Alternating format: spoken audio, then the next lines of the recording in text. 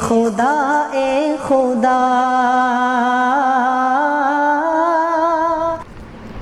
بسم اللہ الرحمن الرحیم الحمد للہ وکفی وسلام علی عبادہ الذین اصطفی اما بعد اعوذ باللہ من الشیطان الرجیم بسم اللہ الرحمن الرحیم وذکر فإن الذکریٰ تنفع المؤمنین سبحان ربک رب العزۃ عما یصفون وسلام علی المرسلین والحمد للہ رب العالمین اللہم صل علی سیدنا محمد وعلی آل سیدنا محمد وبارک وسلم اللہم صل علی سیدنا محمد وعلی آل سیدنا محمد وبارک وسلم اللہم صل علی سیدنا محمد وعلی آل سیدنا محمد وبارک وسلم۔ مقصد زندگی اللہ کی بندگی اور مقصد حیات اللہ تعالیٰ کی یاد۔ نہ ہم اپنی مرضی سے اس دنیا میں آئے اور نہ اپنی مرضی سے اس دنیا سے جائیں گے۔ اللہ پاک نے حکم فرمایا تو آ گئے اور اللہ تعالیٰ حکم فرمائیں گے تو چلے جائیں گے۔ نہ ہم اپنی مرضی سے اس دنیا میں آئے اور نہ اپنی مرضی سے جائیں گے۔ معلوم ہوا جب آنے میں بھی اللہ کی مرضی اور جانے میں بھی اللہ کی مرضی، تو بیچ کی جو زندگی ہے وہ بھی ہم اللہ کی مرضی کے مطابق گزاریں۔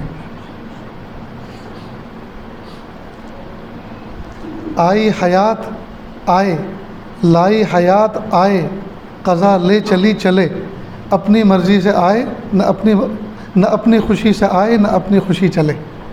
نہ اپنی مرضی سے ہم آئے ہیں نہ اپنی مرضی سے جائیں گے، مرضی چلتی ہے اللہ کی۔ کسی نے عجیب بات کہی کہ انسان کی زندگی کا خلاصہ یہ ہے کہ جب انسان دنیا میں آتا ہے تو اس کے کان میں اذان پڑھی جاتی ہے، اور جب دنیا سے جاتا ہے تو نماز پڑھی جاتی ہے۔ جب دنیا میں آتا ہے تو اذان پڑھی جاتی ہے اور اس کے بعد نماز کوئی نہیں۔ ظاہر بچے کے کان میں اذان پڑھ دی لیکن بچہ نماز تو نہیں پڑھتا۔ اور جب وہ دنیا سے جاتا ہے تو اس کی نماز پڑھی جاتی ہے اور جنازے کی نماز سے پہلے اذان کوئی نہیں سمجھے؟ تو دنیا میں آئے تو اذان سنی اور جب دنیا سے گئے تو نماز پڑھی گئی۔ معلوم ہوا مومن کی زندگی اذان اور نماز کے بیچ کا وقفہ ہے۔ مومن کی زندگی اذان اور نماز کے درمیان کا وقفہ ہے۔ تو جس طرح مومن بندہ اذان سننے کے بعد ایکٹیو ہو جاتا ہے، فکر مند ہو جاتا ہے کہ مجھے اب وضو کرنا ہے، مجھے استنجے سے فراغت کرنی ہے، وضو کرنا ہے، سکون سے مسجد میں جا کے مجھے بیٹھنا ہے جی، اور مجھے اللہ کے سامنے سجدہ ریز ہونا ہے۔ تو جس طرح اذان سننے کے بعد ہر مومن جس کا دل زنگ آلود نہ ہو، جس کا دل پتھر کے سل نہ بنا ہو، جس کا دل دنیا کی محبت سے سیاہ نہ ہوا ہو جی، اس مومن کے دل میں اذان کی آواز آتے کے ساتھ ہی ہلچل مچ جاتی ہے، مجھے نماز پڑھنی ہے۔ تو جیسے اذان کے بعد نماز کی ہلچل مومن کے دل میں مچ جاتی ہے، بالکل ٹھیک اسی طرح دنیا میں مومن کے آنے کے بعد جانے کی تیاری ہونی چاہیے۔ ہر چیز کی پلاننگ اس دنیا میں ہوتی ہے، اور جو پلاننگ کے ساتھ کام کیا جاتا ہے وہ بڑا شاندار ہوتا ہے۔ دیکھو مکان بنانا ہے، پلاٹ اوپن پلاٹ لیتے ہیں جی، انجینئر کو بلا کر، سول والے کو بلا کر اس سے نقشہ بنواتے ہیں، پھر اسٹرکچر تیار ہوتا ہے، پھر ایلیویشن تیار ہوتا ہے، پھر اندر کا جو انٹیریئر کا دوسرا کام ہوتا ہے، ایلیویشن کا کام کے علاوہ وہ سارا کام ہوتا ہے، ووڈن کام ہوتا ہے۔ اب یہ ساری پلاننگ کے ساتھ کام ہوتے ہیں، اور اگر پلاننگ فیل ہو جائے تو وہی نقصان ہوتا ہے۔ چنانچہ کئی مرتبہ ہوتا کیا ہے کہ ووڈن انجینئر آیا، اس نے انٹیریئر کا نقشہ بنایا، ووڈن کام پورا ہو گیا۔ ایلیویشن والا آیا، اس نے باہر کا ڈیزائن بنا دیا، باہر کا ڈیزائن تیار ہو گیا۔ اسٹرکچر والے نے پہلے سے محنت کر رکھی تھی، وہ تیار ہو گیا۔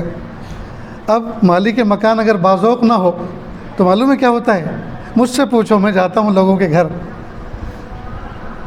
کئی مرتبہ بڑے بڑے بنگلوں والوں کے یہاں گیا، اور استنجے میں گیا تو وہاں پینٹ کا ڈبہ رکھا ہوا تھا خالی، نل کے نیچے لوٹا نہیں تھا، بلکہ جو پینٹ کرتے ہیں خالی ڈبے ہو جاتے وہ رکھے تھے۔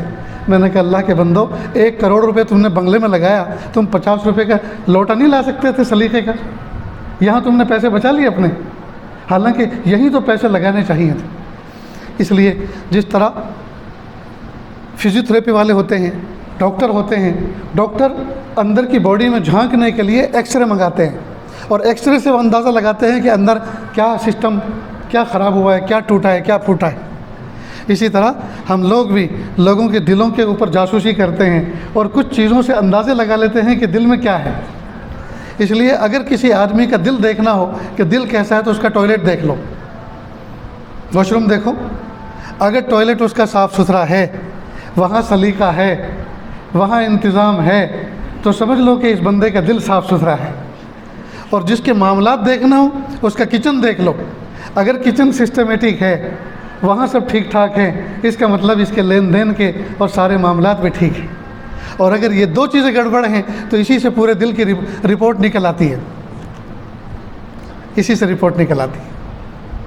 آج امت کا حال بڑا عجیب ہے، اس لیے یہ عاجز کہا کرتا ہے کہ جو آدمی جس چیز کی پلاننگ کرتا ہے اور پلاننگ کے ساتھ وہ گزارتا ہے جی، تو وہ ہمیشہ زندگی میں سکون پاتا ہے۔ مثال کے طور پر کسی کو بامبے کا سفر کرنا ہے جی، 2-3 دن کے بعد بامبے کا سفر کرنا ہے، تو اس نے پہلے سے کنفرم ٹکٹ لے رکھی ہے، بیگ تیار کر رکھا ہے، جتنے دن کا سفر ہے اتنے جوڑی کپڑے دھلوا کے واش کرا کے لانڈری میں پریس کروا کے رکھ رکھے ہیں۔ اگر کوئی میڈیسن استعمال کرتا ہے تو وہ دوائی بھی اس کی تعداد میں منگا رکھی ہے، بلکہ زیادہ، کہ ہو سکتا ہے اس علاقے میں یہ دوائی نہ ملتی ہو، اور پیسے بھی چھوٹے بڑے نوٹ کر کے برابر دونوں جیبوں میں بھر رکھے ہوں۔ تو ٹکٹ کنفرم ہے، بیگ تیار ہے، دوائی بھی تیار ہے، پیسے بھی پورے ہیں۔ اب یہ بندہ جب سفر کرے گا تو انجوائے کرتے کرتے، مزے کرتے کرتے سفر کی کیفیت اور لطف اٹھائے گا۔ جس آدمی کا ٹکٹ بھی کنفرم نہ ہو، بیگ بھی پورا نہ ہو، کپڑے اس میں دھلے ہوئے ہیں تو پریس نہ ہو، بیگ کی چین بھی ٹوٹی ہوئی ہو، اس کی بے چینی الگ ہو جی، اور پورے پیسے بھی نہ ہوں، تو مت پوچھو اس کا سفر کتنا کرب میں اور کتنی تکلیف میں گزرتا ہے۔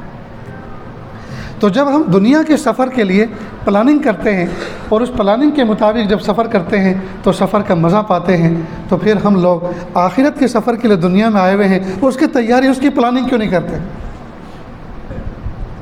اس کی پلاننگ کیوں نہیں کرتے؟ ہمیں اس کی پلاننگ کرنی چاہیے۔ اور جو آدمی آخرت کے سفر کی پلاننگ کر کے رہتا ہے وہ بڑے مزے سے دنیا سے جاتا ہے، بڑے مزے سے دنیا سے جاتا ہے۔ حضرت پیر ذوالفقار صاحب نقشبندی دامت برکاتہم نے واقعہ سنایا کہ ہمارے ایک ملنے والے تھے، لاہور شہر کے اندر بیمار تھے اور سیریس کنڈیشن میں تھے۔ مجھے پتہ چلا کہ بھی اس طرح سے ہیں، ہاسپٹلائز ہیں، تو میں نے وقت نکالا اور ہاسپٹل گیا۔ تو جیسے میں انٹری لے رہا تھا تو ان کا جوان سال بیٹا وہ آیا، اور حضرت بہت اچھا ہوا آپ تشریف لائے، بڑی خوشی کی بات ہے کہ آپ تشریف لائے، اور میرے والد صاحب کی کنڈیشن بڑی سیریس ہے، ڈاکٹروں نے یہ کہا ہے کہ زیادہ سے زیادہ یہ 8 دن زندہ رہ سکتے ہیں، اس سے زیادہ نہیں، مرض اس طرح پھیل گیا ہے کہ اب زیادہ زندہ نہیں رہ سکتے، لیکن حضرت پلیز آپ ان کو مت بتانا۔ حضرت نے فرمایا کہ آپ مجھے ان سے ملاؤ تو صحیح، میں جانتا ہوں کہ مجھے کیا بتانا ہے اور کیا چھپانا ہے۔ اللہ کی شان، جب وہاں گئے ہاسپٹل میں اندر داخل ہوئے تو وہ بڑے خوش ہوئے، بستر پر تھے، حضرت نے سلام کیا، مصافحہ کیا، ایک طرف چیئر ڈال دی گئی، بیٹھ گئے، اور جتنے نیئر ڈیئر اس وقت موجود تھے سب بیٹھ گئے۔ حضرت نے ان کو مخاطب کیا، حاجی صاحب، اللہ پاک نے آپ کو کھلی روزی عطا فرمائی، اللہ پاک نے آپ کو آنکھوں کی ٹھنڈک اولاد عطا فرمائی، اللہ پاک نے آپ کا حج کا فریضہ ادا کروایا، اور اللہ پاک آپ سے بڑے بڑے کام لیتے ہیں۔ میں جانتا ہوں کہ آپ دبے ہاتھوں چھپے ہاتھوں کتنے خرچ کرتے ہیں دین کے نام پر اور امت کے نام پر، امت کے کاموں میں۔ اب میں آپ سے ایک بات پوچھنا چاہتا ہوں، میرا اور آپ کا عقیدہ اور ایمان ہے موت اٹل حقیقت ہے، یہ ہر ایک کو آتی ہے، یہ بادشاہوں کو بھی آئی ہے، بادشاہوں کو بھی آتی ہے، یہ غریبوں کو بھی آتی ہے، یہ فقیروں کو بھی آتی ہے، یہ مسکینوں کو بھی آتی ہے، یہ جوانوں کو بھی آتی ہے، بچوں کو بھی آتی ہے، اور بوڑھوں کو بھی آتی ہے۔ کہ جی بالکل۔ دوسری بات، میرا اور آپ کا عقیدہ ہے، ایمان ہے، موت اپنے وقت پر آتی ہے، نہ 1 منٹ پہلے آتی نہ بعد میں آتی۔ آپ مانتے کہ نہیں؟ کیجیے، مانتا ہوں۔ کہ اگر میں آپ کو بتاؤں تو وہ بتانے سے آ نہیں جائے گی، اور اگر چھپاؤں تو چھپانے سے چھپ نہیں جائے گی، ٹل نہیں جائے گی۔ کہا بالکل صحیح ہے۔ کہا ہو سکتا ہے میں دنیا سے پہلے چلا جاؤں اور آپ دیکھتے رہ جاؤں، اور ہو سکتا ہے آپ چلے جاؤ اور میں آپ کی نماز جنازہ پڑھوں۔ جب اچھی طرح سے ان کو سمجھا دیا، پھر کہا دیکھو حاجی صاحب، میں آپ کو ایک بات بتانا چاہ رہا ہوں جس کو آپ سے یہ سب چھپا رہے ہیں، اور وہ یہ ہے کہ آپ کی جو بیماری ہے، اس بیماری میں آدمی زیادہ دن نہیں جیا کرتا۔ ہو سکتا ہے 8-10 دن آدمی جیے، لیکن یہ 8-10 دن کوئی معمولی وقت نہیں ہے، یہ بڑا پرائم ٹائم ہے۔ 8 دن میں آدمی بہت کچھ کر سکتا ہے، یہ بڑا پرائم ٹائم ہے۔ آپ پہلی فرصت میں 2 رکعت نماز پڑھو، لیٹے لیٹے بیٹھے بیٹھے جیسی سہولت، اور اللہ تعالیٰ سے سچی توبہ کر لو، معافی مانگ لو۔ دوسرا کام آپ یہ کرو کہ جتنے آپ کے نیئر ڈیئر ہیں، جتنے آپ کے نیئر ڈیئر اور ملنے والے ہیں، ان سب کو بلا لو۔ آپ کے دل میں کوئی تمنا ہو، آپ کے دل میں کوئی ارادہ، کوئی بات ہو، تو اس کے ان کے سامنے اوپن کر دو اور ان سے معافی تلافی کر لو۔ یہ کام آپ کر لو، اللہ تعالیٰ آپ کی عمر میں برکت دے، آپ کو صحت دے، لیکن آپ اپنی آخرت کی تیاری کر کے رکھو۔ بس اتنا سننا تھا۔ ان کی آنکھوں میں موٹے موٹے آنسو آئے، رونا شروع کیا کہ حضرت اللہ آپ کو جزائے خیر دے، آپ نے میری آخرت کا مسئلہ آسان کر دیا۔ حضرت تو چلے گئے، اللہ کی شان، انہوں نے پہلے 2 رکعت نماز لیٹے لیٹے سکون سے توبہ کی پڑھی، رو رو کر، پھر کر میرے پیارے اللہ مجھے معاف کر دیجیے۔ اس کے بعد اس نے اپنے بڑے بیٹے کو بلایا،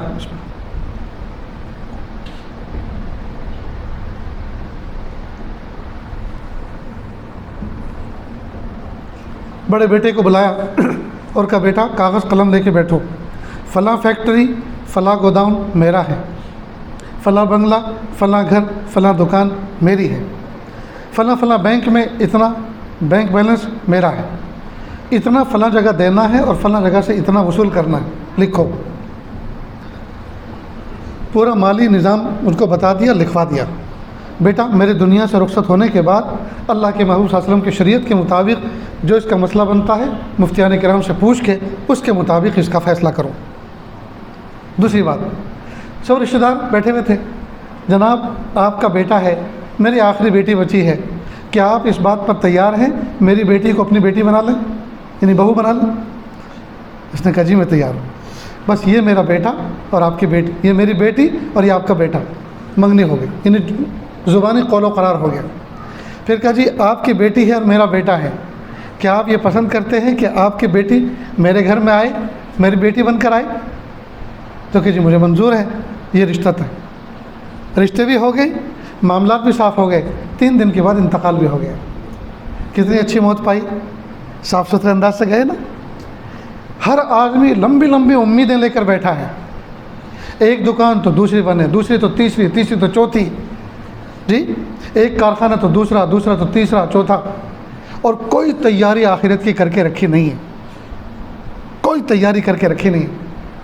لہٰذا ہوتا کیا ہے، مرنے کے بعد پھر جوتیوں میں دال بٹتی ہے۔ وہ محبت بھرا خاندان جو عزتوں کے ساتھ زندگی گزارتا تھا، پھر آپس میں ان میں دراڑیں پڑتی ہیں، ان میں دشمنیاں ہوتی ہیں۔ اس لیے ہوتا کیا ہے کہ بھائی تو ہوتے ہیں ایک ماں کے پیٹ میں پیر پھیلانے والے، وہ تو محبت سے رہتے ہیں، لیکن ان کے نکاحوں میں آتی ہیں الگ الگ پیٹ میں پیر پھیلا کر، ان کا بلڈ گروپ الگ ہوتا ہے، اور وہ آ کر پن مارتی ہیں، دیکھو فلاں نے اتنا کچھ کر رکھا ہے، اس نے اپنے بچوں کے، آپ نے بھی کچھ سوچا، آپ نے ہمارا کچھ سوچا، اس کا خیر خواہانہ انداز میں ایسا دماغ خراب کرتی ہے، نتیجہ ہوتا ہے کہ ایک سگے ماں باپ کی اولاد پھٹ کر رہ جاتے ہیں۔ اس لیے بھائی اپنا معاملہ بالکل صاف ستھرا کر کے رکھیں، ہم اخلاق کے اعتبار سے اچھے رہیں، ہم ہر چیز کی پلاننگ کریں، معاملات اچھے کریں۔ میں کہا کرتا ہوں اپنے دوست احباب کو، بھائی اچھا کھاؤ، اچھا پہنو، اچھا پیو، اچھے رہو۔ اچھا گھر بنانا کس نے منع کیا؟ اچھی گاڑی خریدنے کو کس نے منع کیا؟ اچھے کپڑے پہننے کو کس نے منع کیا؟ لیکن اچھے اعمال تو کرو، اعمال بھی اچھے کرو۔ جب اللہ کی نعمتیں گھنٹوں گھنٹوں ہم کھاتے ہیں تو گھنٹوں گھنٹوں قرآن پاک کی تلاوت کیوں نہیں کرتے؟ گھنٹوں گھنٹوں ذکر کیوں نہیں کرتے؟ گھنٹوں گھنٹوں اپنے مصلی پہ کیوں نہیں بیٹھتے؟ گھنٹوں اللہ کے سامنے ہاتھوں کا پیالہ بنا کر جی لمبی لمبی دعائیں کیوں نہیں مانگتے؟ آج حال ہمارا یہ ہے کہ جو آدمی لمبی دعا کر رہا ہو سمجھ لو بالکل کڑکا ہے، بالکل اس کے جیب میں پائی نہیں ہے، قرضے بڑھے ہوئے ہیں، مرض بڑھے ہوئے ہیں، حالات سے گھرا ہوا ہے، اس لیے لمبی دعا کر رہا ہے۔ اور جو سلام پھیرتے ہی سب سے پہلے جاؤ باہر نکلے مسجد سے، سمجھ لو فل بینک بیلنس ہے اس کی لاٹری کھل گئی ہے۔ کیوں؟ اس لیے کہ اس کی تھنک یہ ہے، ارے نماز ہم نے پڑھ لی، دعا مانگنے کی کیا ضرورت ہے؟ دعا وہ مانگے جس کے پاس پیسے نہیں ہیں، اپن کے پاس تو پیسے ہیں اور پیسے سے سارے کام بنتے ہیں۔ دعا تو وہ مانگے جس کے پاس پیسے نہیں ہیں، میرے پاس تو پیسے ہیں اور میرے کام تو پیسوں سے بنتے ہیں۔ میرے بھائیوں یاد رکھیں، پیسے سے انسان چشمہ تو خرید سکتا ہے، بینائی تو نہیں خرید سکتا۔ پیسے سے انسان کتابیں تو خرید سکتا ہے، علم تو نہیں خرید سکتا۔ پیسے سے انسان موٹے موٹے گدے تو خرید سکتا ہے، میٹھی میٹھی نیند تو نہیں خرید سکتا۔ پیسے سے انسان دوا تو خرید سکتا ہے، شفا تو نہیں خرید سکتا۔ پیسے سے انسان سفید بالوں کو کالا کرنے والا خضاب تو خرید سکتا ہے، شباب اور جوانی تو نہیں خرید سکتا۔ معلوم ہوا پیسے سے کچھ نہیں ہوتا، کرنے والی ذات اللہ کی ہے۔ اسی کرونا کال کے اندر، اسی پینڈیمک حالات میں بڑے بڑے پیسے والے جی ہائے ہائے کر کے رہ گئے۔ اسباب موجود تھے، گاڑی آنگن میں کھڑی ہوئی تھی، بینک بیلنس موجود تھا، پیسے کیش بھی موجود تھے، اکاؤنٹ میں موجود تھے، لیکن ریگولر بیماری کے علاج کے لیے بمبے نہیں جا سکے، راستے جام۔ تو کیا پیسہ کام آیا؟ خاک پیسہ کام آیا؟ پیسوں سے کام نہیں ہوتے، اللہ کے فضل سے ہوتے ہیں۔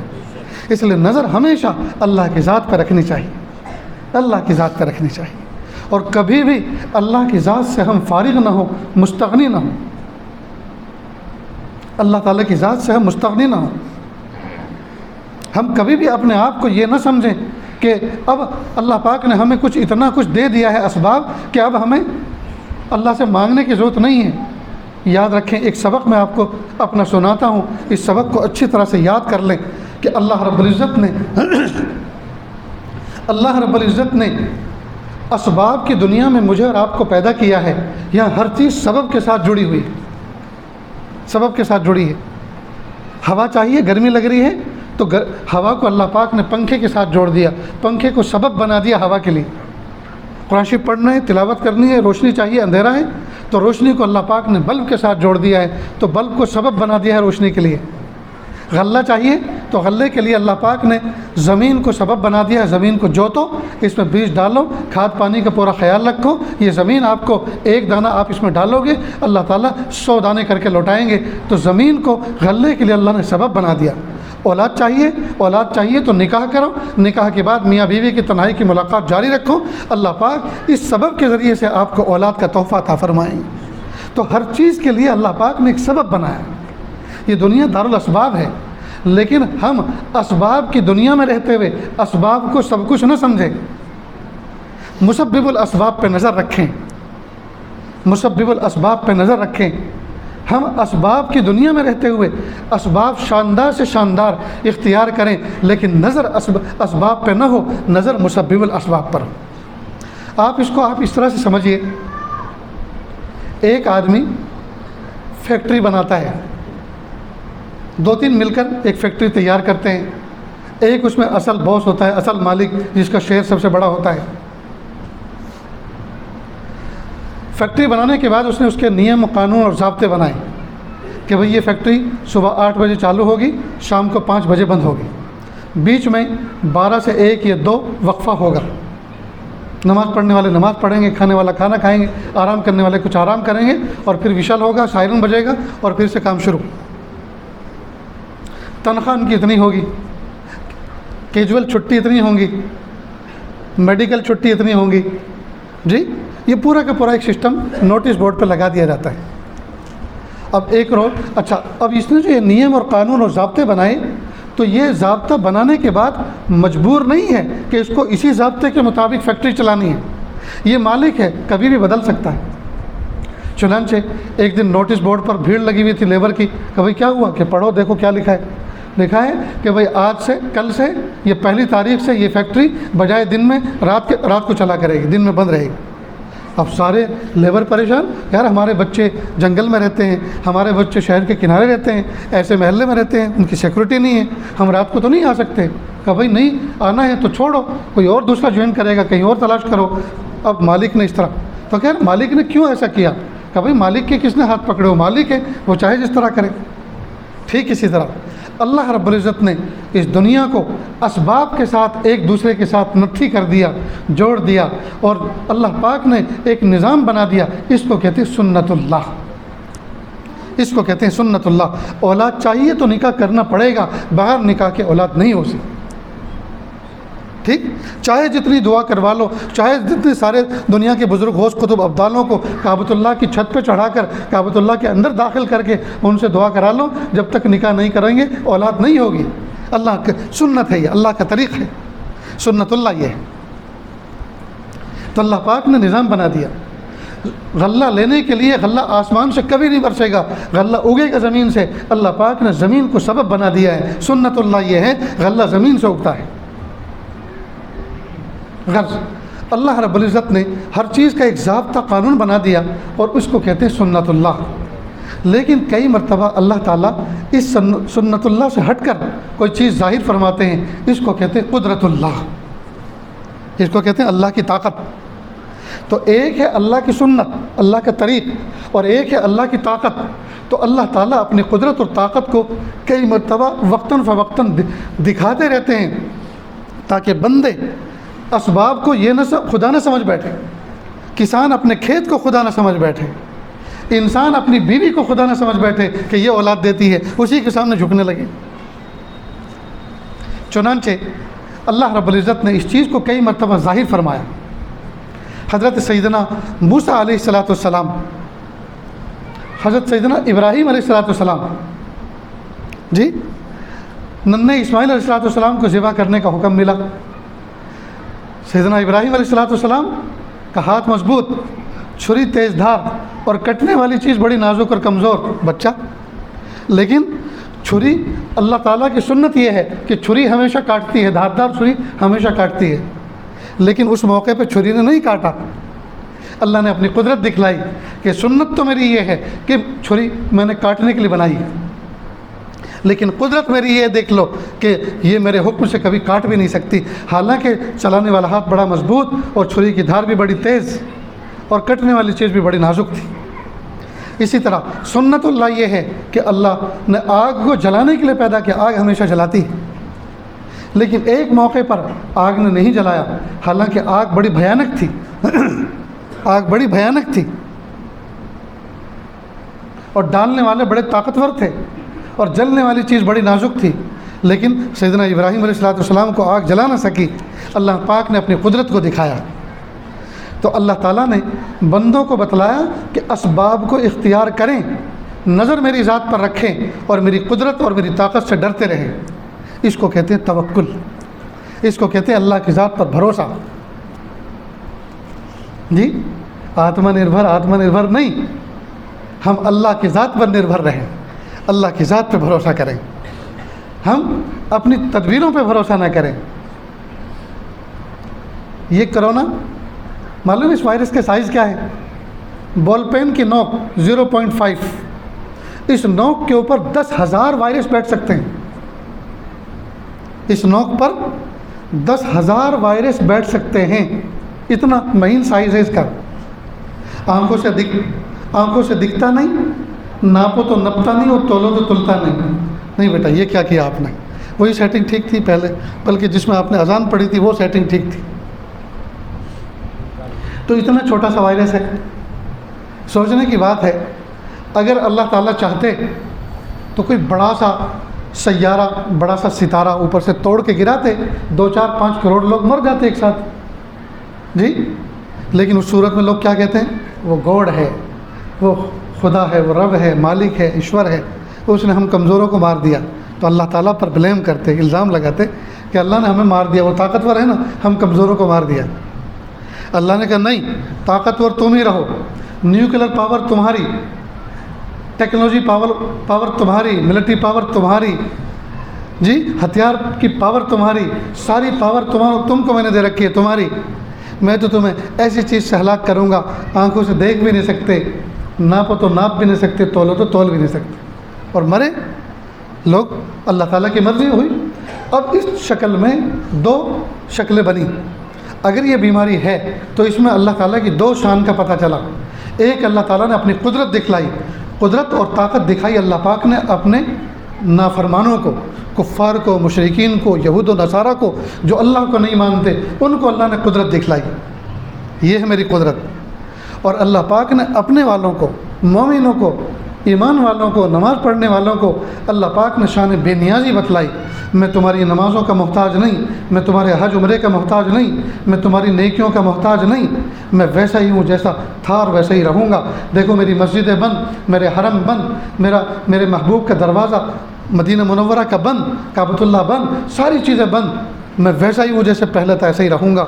تم نمازیں پڑھتے ہو، میری شان میں اضافہ نہیں ہوتا، اور تم نمازیں چھوڑتے ہو، میری شان میں کمی نہیں آتی، میں تو ویسے ہی شان والا ہوں۔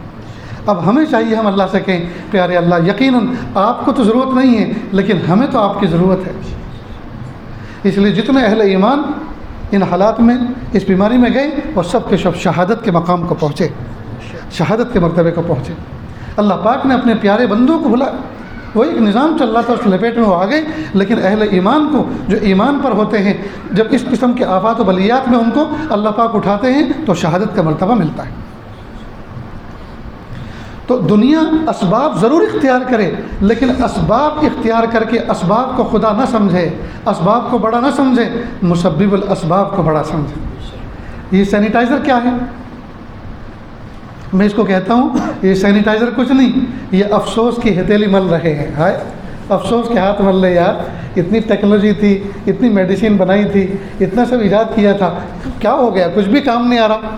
یہ افسوس کے ہاتھ مل رہے ہیں، یہ سینیٹائزر نہیں کر رہے۔ حقیقت میں اللہ پاک نے سب کو ہاتھ ملتے کر دیا کہ دیکھو ہماری طاقت کیسی ہے، تمہاری ساری صلاحیتیں دھری کی دھری رہ گئی۔ واقعی اللہ اللہ ہے، اللہ بے نیاز ہے، اللہ بے نیاز ہے۔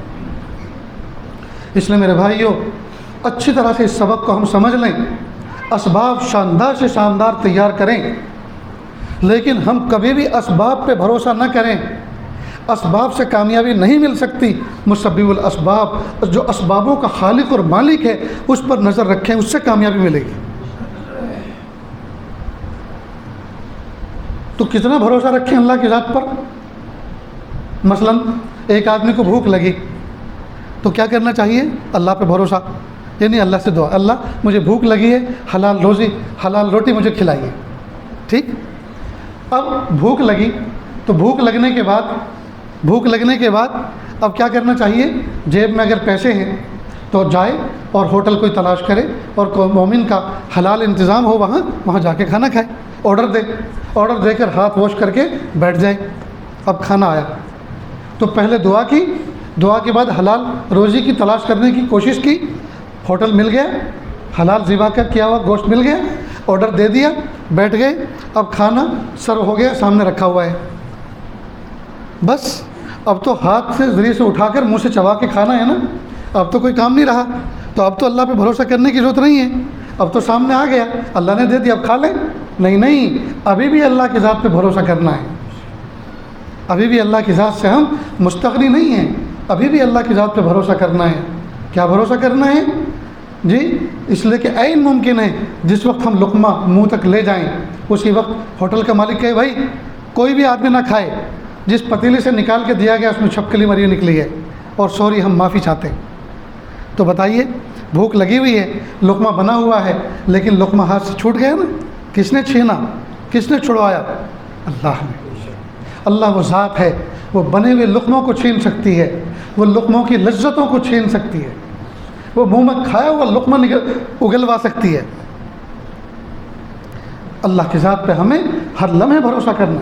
اب جب کھا لیا بس، اب تو بھروسہ کرنے کی ضرورت نہیں، اللہ کی ذات سے مانگا، اللہ کی ذات پہ بھروسہ کیا، کھا لیا بس، نہیں، ابھی بھی اللہ کی ذات سے مستغنی نہیں، ابھی بھی ہمیں اس کی ضرورت ہے، اس لیے کہ کھایا ہوا نکالنا بھی تو ہے۔ اگر یہ نہ نکلا، فوڈ پوائزن ہو گیا، کوئی معاملہ خراب ہو گیا، تو پھر کیا ہوگا؟ معلوم ہوا ہم ہر لمحے اللہ کے محتاج ہیں، ہم کسی بھی لمحے اللہ کی ذات سے فارغ نہیں رہ سکتے، اللہ کی ذات سے مستغنی نہیں رہ سکتے، ہر لمحے ہمیں اللہ کی ضرورت ہے۔ یہ ہے دوستو توکل، یہ ہے اللہ کی ذات پر بھروسہ کرنا۔ ہم نظر ہمیشہ اللہ کی ذات پہ رکھیں۔ ایک اور سبق سنیے، قرآن پاک میں حضرت موسیٰ علیہ السلام کا واقعہ ہے، آپ نے اس کو پڑھا بھی ہوگا، پڑھیں گے بھی۔ سنا بھی ہوگا اور سنیں گے بھی۔ حضرت موسیٰ علیہ السلام ایک مرتبہ اپنی لاٹھی اسٹک لے کر جنگل میں بکریاں چرا رہے تھے۔ اللہ پاک نے پوچھا وما تلک بیمینک یا موسیٰ، اے موسیٰ آپ کے دائیں ہاتھ میں کیا ہے؟ پوچھنے والے اللہ، جواب دینے والے موسیٰ کلیم اللہ علیہ السلام۔ پوچھنے والا کوئی نادان بچہ نہیں کہ ابا سے پوچھ رہا ابا یہ کیا ہے، پوچھنے والا رب ہے جو موسیٰ کے بارے میں بھی جانتا ہے اور عصا کے بارے میں بھی جانتا ہے، پھر بھی پوچھ رہے ہیں کہ موسیٰ آپ کے دائیں ہاتھ میں کیا ہے؟ قال ہی عصائے، پیارے اللہ یہ میری لاٹھی ہے، اس کے ذریعے سے میں اتوکل علیہا، اس پہ میں ٹیک لگا کے کھڑا ہوتا ہوں، ٹیک لگاتا ہوں، ٹیک لگا کے چلتا ہوں، پانی کی ڈپتھ کا اندازہ لگاتا ہوں کتنا گہرا گڑھا ہے، اور اس کے ذریعے سے میں اپنی بکریوں کو درخت کی شاخوں پہ اس کو مار کے پتے جھاڑ کے کھلاتا ہوں۔ ولی فیہا مآرب اخری، اور بھی اس کے بہت سے کام ہیں اللہ، یہ بڑے کام کی چیز ہے۔ تو اللہ نے تو پوچھا تھا کہ آپ کے دائیں ہاتھ میں کیا ہے، پھر سیدھے کہہ دیتے لاٹھی ہے، یا اللہ پتہ تو ہے آپ کو کس درخت کے لایا ہوں، کہاں سے کاٹ کے لایا ہوں، کب لایا ہوں، یہ بھی آپ جانتے ہیں، کہہ دیتے، لیکن نہیں۔ موسیٰ علیہ السلام کو جب پوچھا کہ آپ کے دائیں ہاتھ میں کیا ہے تو فرمایا لاٹھی ہے، اور مزے کے ساتھ لاٹھی کے فائدے پہ ایک تقریر کر ڈالی چھوٹی سی اللہ کے سامنے کہ یہ ایسی ہے اور ویسی ہے اور بڑے کام کی ہے اور بڑے فائدے ہیں اس کے۔ اللہ پاک نے فرمایا اچھا موسیٰ اتنے کام کی ہے، بڑے کام کی ہے کہ جی اللہ، تو کہا القیہا یا موسیٰ، اے موسیٰ اس کو ذرا چھوڑو، اس کو ہاتھ سے چھوڑ دو۔ اب حضرت موسیٰ علیہ السلام نے یہ نہیں کہا کہ آپ نے چھوڑنے کے لیے کہا تو کیا میری بات سچی نہیں ہے، اچھی نہیں ہے، آپ کیوں چھڑوا رہے ہیں؟ حضرت موسیٰ علیہ السلام نے حجت نہیں کی اللہ سے، جب کہا چھوڑ دو تو چھوڑ دی۔ معلوم ہوا جب بڑا اپنے چھوٹے کو کوئی کام کہے تو وہ ہیل و حجت نہ کرے، فوراً اس بات کو مان لے۔ چنانچہ لکڑی چھوڑ دی، جیسے چھوڑ دی تو وہ تو پائتھن بن گیا، اژدہا بن گیا، فَإِذَا هِيَ حَيَّةٌ تَسْعَىٰ، وہ تو چلنے والا سانپ بن گیا۔ اللہ اکبر۔ اب حضرت موسیٰ علیہ السلام کی عقل میں اور معاملے میں لڑائی شروع ہو گئی۔ اللہ نے فرمایا کہ موسیٰ چھوڑ دو، جیسے چھوڑا تو وہ سانپ بن گیا، پھر اللہ نے کہا اس کو پکڑ لو۔ تو ایک عقل میں اور اللہ تعالیٰ کی خبر، اللہ تعالیٰ کی جو وحی آئی، خبر آئی، اس میں اور عقل میں منازع اور لڑائی شروع ہو گئی۔ عقل یہ کہہ رہی ہے موسیٰ خبردار پکڑیو مت، جو ہتھیار تھا وہی دشمن بن گیا ہے، اس جنگل میں تمہارے ہاتھ میں جو ویپن تھا، ہتھیار تھا، وہی دشمن بن گیا، وہی سانپ بن گیا۔ دیکھو تمہارے ساتھ کچھ گیم کھیلا جا رہا ہے، اس لیے پکڑیو مت، سانپ ہے کاٹ لے گا۔ حضرت موسیٰ علیہ السلام ڈر گئے، قرآن پاک میں ہے حضرت موسیٰ علیہ السلام ڈر گئے۔ اللہ پاک نے فرمایا لا تخف، اے موسیٰ ڈرو نہیں۔ اس سے پتہ چلتا ہے وقت کا نبی بشر ہوتا ہے، لیکن بشر میں اعلیٰ قسم کا فرد ہوتا ہے، میرے آپ کے جیسا بشر نہیں ہوتا، اعلیٰ قسم کا فرد ہوتا ہے۔ اور وقت کا نبی اگر بشر نہ ہو تو وہ ہمارے لیے آئیڈیل پرسن بن ہی نہیں سکتا۔ بھائی فرشتے کو اللہ کے نبی بنا کے بھیجتے تو فرشتے کو بیوی کی ضرورت نہیں، اسے بچوں کی ضرورت نہیں، اس کو نہ پیشاب کرنے کی ضرورت، نہ پخانہ کرنے کی ضرورت، نہ اس کو بھوک لگتی، نہ پیاس لگتی، تو وہ ہمارا نبی کیسے بن سکتا تھا؟ وہ ہمارے لیے آئیڈیل پرسن کیسے بن سکتا تھا؟ اس لیے اللہ پاک نے انبیاء کرام کو انسانوں میں سے پیدا فرمایا تاکہ وہ انسانوں کی ہدایت کا ذریعہ بنے کہ دیکھو میں بھی انسان، مجھے بھی بھوک لگتی ہے، مجھے بھی پیاس لگتی ہے، میرے یہاں بھی بیوی بچے ہیں، آپ کے یہاں بھی ہیں۔ جب میں اللہ کا نبی بن سکتا ہوں اور اللہ کی عبادت کر سکتا ہوں، تم بھی میرے جیسے تم کیوں نہیں کر سکتے؟ ہاں فرق اتنا ہے کہ نبی اعلیٰ قسم کا جوہر ہوتا ہے انسانوں میں۔ اب حضرت موسیٰ علیہ السلام ڈر گئے۔ اللہ پاک نے فرمایا لا تخف، اے موسیٰ ڈرو نہیں، اس کو پکڑ لو۔ اب حضرت موسیٰ علیہ السلام یہاں کہہ سکتے تھے پیارے اللہ آج کوئی ملا ہی نہیں آپ کو، جنگل میں ہی ملا ہوں کھیلنے کے لیے، جی پہلے کہا ہاتھ میں کیا ہے، میں نے بتایا کہ یہ فائدے کی چیز ہے، تو کہا چھوڑ دو تو چھوڑ دیا، پھر کہا پکڑ لو، تو اس کو سانپ بنا دیا تو کہا پکڑ لو۔ تو پیارے اللہ آج کیا میرے ساتھ کھیل ہو رہا ہے؟ وہ کہہ سکتے تھے لیکن نہیں، بلکہ یہ کہا بھی نہیں، بے ادبی سمجھا اس کو کچھ بولنا، حجت کرنا، اور دوسرا عقل کہہ رہی تھی پکڑنا مت، سانپ ہے کاٹ لے گا، اور ڈر میں تھا، لیکن اللہ پاک نے کہا پکڑ لو۔ تو وقت کے نبی نے یہ سبق دیا مجھے اور آپ کو قرآن پاک کے ذریعے کہ جب ہماری عقل کچھ اور کہہ رہی ہو اور اللہ کا حکم کچھ اور کہہ رہا ہو، ہم عقل کی نہ مانیں، اللہ کے حکم کی مانیں۔ چنانچہ حضرت موسیٰ علیہ السلام نے عقل کی تقریر کو نہیں سنا، کہا تو بکواس کرتی ہے، چھوڑ ایک طرف، فوراً پکڑ لیا۔ جیسے پکڑا سنعیدھا سیرتھا الاولیٰ، اے موسیٰ تم اس کو پکڑ لو، ہم اس کو اپنی اصل شکل میں کنورٹ کر دیں گے۔ چنانچہ جیسے پکڑا وہ عصا بن گیا۔ اب یہاں تک تو آپ نے سب نے سنا اور سنیں گے، جب تک قرآن پاک کی آیت رہے گی اس پہ بیان ہوتے رہیں گے، آپ سنیں گے۔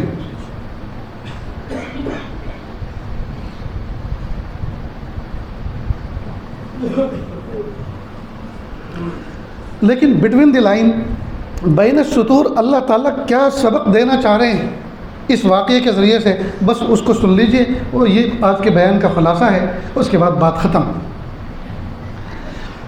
اے موسیٰ خبردار، میں نے تم سے پوچھا تمہارے ہاتھ میں کیا ہے، تم نے لاٹھی کے فائدے میرے سامنے بیان کیے اور تم نے لاٹھی کو نفع والی چیز سمجھا۔ جب میں نے کہا اے موسیٰ اس کو چھوڑ دو، جب تم نے اس کو چھوڑا تو میں نے اس کو سانپ بنا دیا، سانپ کو دیکھ کے تم ڈر گئے اور سانپ کو تم نے نقصان والی چیز سمجھا۔ جب میں نے کہا اے موسیٰ اس کو پکڑ لو، ڈرو مت، ہم اس کو اصل شکل میں کنورٹ کر دیں گے، تو تم نے اس کو پکڑ لیا، ہم نے اصل شکل میں اس کو کنورٹ کر دیا اور تم خوش ہو گئے۔ اے موسیٰ خبردار، لاٹھی کے اندر نفع دینے کی صلاحیت نہیں ہے اور سانپ کے اندر نقصان پہنچانے کی صلاحیت نہیں ہے۔ ہم چاہیں تو نفع والی لاٹھی کو نقصان والی چیز میں تبدیل کر دیں، سانپ بنا دیں، اور ہم چاہیں تو نقصان دینے والے سانپ کو نفع والی شکل میں تبدیل کر دیں، لاٹھی بنا دیں۔ نفع اور نقصان ہمارے حکم سے ہوتا ہے، چیزوں میں نفع نقصان نہیں۔ چیزوں کے اندر نفع نقصان ہمارے حکم سے رکھا گیا ہے۔ یہ کیا ہوا؟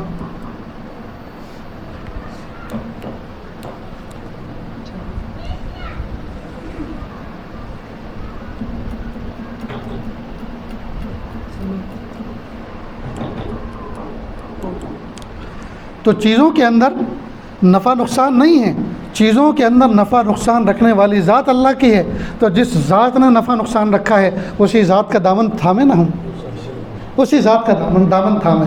اللہ جی دکان میں نے بنائی ہے، فیکٹری میں نے بنائی ہے، دکان کے اندر سامان میں نے رکھا ہے، فیکٹری کے اندر مشینیں میں نے انسٹال کرائی ہیں، آپریٹر لا کے رکھا ہے، مال لا کے ڈالا ہے، پروڈکشن چالو ہوا ہے، لیکن میرے پیارے اللہ آپ چاہیں تو اس کو نفع میں تبدیل کر سکتے ہیں اور آپ چاہیں تو اس کو نقصان میں ڈال سکتے ہیں۔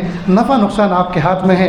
اسباب کی دنیا میں رہتا ہوں، میں نے اسباب پورے کر لیے ہیں، اب میں آپ کو یاد کر رہا ہوں کہ اللہ میرے اسباب میں برکت رکھ دیجیے۔ بھائی اسی کرونا کال کے زمانے میں ہمارا ایمان ہے کہ نہیں اللہ کی ذات پر کہ پالنے والی ذات اللہ کی ہے؟ 2-3 مہینے بیٹھ کے کھایا کہ نہیں کھایا؟ اور بہت اچھا کھایا۔ کس نے کھلایا؟ اللہ نے کھلایا۔ فیکٹری والوں کی فیکٹریاں بند ہوئیں، جی فیکٹریاں بند ہوئیں اور پھر اللہ پاک نے چالو فرمائی۔ تو چلانے والی ذات اللہ کی ہے، بند کرنے والی ذات اللہ کی ہے، نفع نقصان دینے والی ذات اللہ کی ہے۔ جب نفع نقصان اللہ کے ہاتھ میں ہے، ہم اسباب پہ بھروسہ نہ کریں، نظر اللہ کی ذات پہ رکھیں۔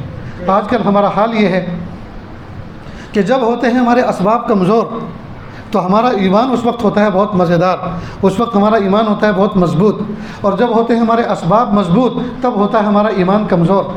مثلا گاڑی سے سفر کرنا ہے ہم کو بائی روڈ، نئی گاڑی ہے، کوئی مرد گاڑی ہے، نیو برانڈ کوئی گاڑی ہمارے پاس ہے، اس کا ابھی ریبن بھی کٹا نہیں ہے کمپنی کا، اور اس کے ٹائر بھی صحیح سال ہے نہیں ہے، اس کی ٹنکی بھی ڈیزل سے پیٹرول سے فل ہے، دونوں جیبیں بھی پیسوں سے فل ہیں، اور سفر کے ساتھی بھی جولی قسم کے ہیں۔